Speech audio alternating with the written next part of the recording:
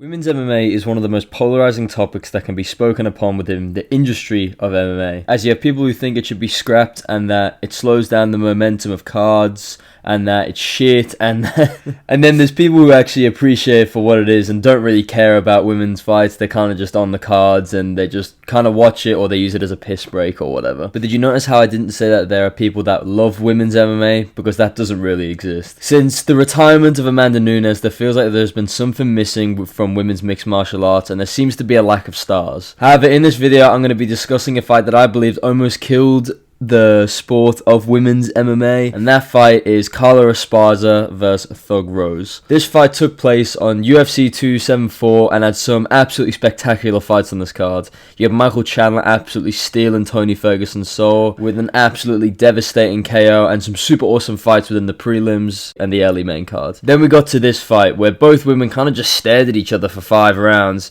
and I'm not exaggerating when I say this. I don't hate women's MMA, I don't love it, I don't really care, I feel pretty indifferent towards it. This was the worst fight I've ever seen in my life. It was absolutely horrendous. In the end, Esparza was crowned champion and left a horrible stain on the legacy of WMMA.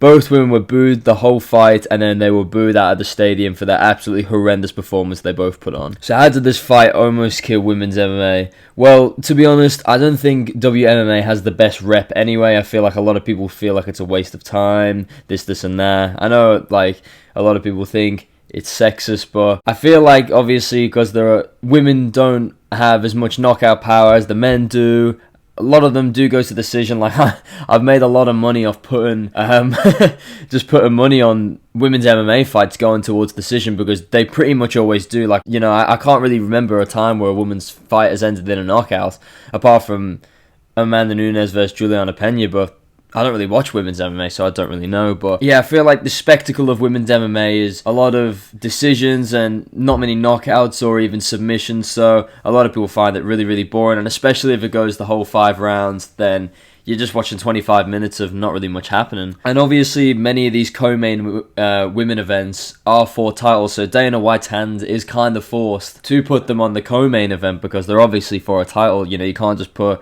a non-title fight on, you know, the co-main event because it's not for a title, but the women are. So, you know, you've got to give them the respect for that. And I'm not being sexist, and I'm not dogging on women's MMA. Like I said, I feel indifferent towards it. I don't really care. But a lot of the fights are pretty boring, and I feel like everyone who does watch MMA can agree with me on that. And with the recent fight between Raquel Pennington and Bueno Silva, I feel like that just left an even darker stain on especially the bantamweight division in women's MMA, because there is absolutely zero going on there at the moment. But I feel like that left a really ugly stain on the women's MMA as well, because that was also a terrible fight. It looked like 2 prelim fighters going at it for the title, which is absolutely insane. So hopefully within the near future we have some women's stars emerge from the ashes, because although we had some big stars back in the day, you know, I know Holly Holmes fighting on UFC 300, which everyone's not happy about that.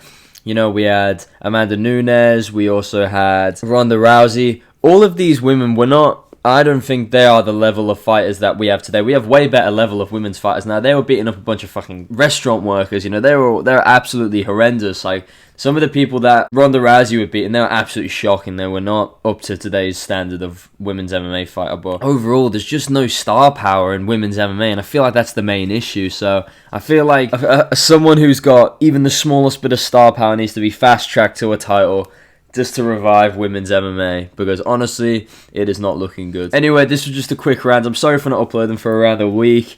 I don't really know what happened. I didn't think it was that long since I last uploaded, and then I checked my YouTube studio, and it was almost 8 days ago now, probably by the time you're seeing this video. Thank you so much for all the support. We're up to 78 subscribers, so we're so close to 100. I was hoping to get to 100 by the end of this month, and we already pretty much made it there in the first month of uploading, so that's absolutely awesome. Thank you so much for watching, boys, and I'll see you in the next video. Peace out.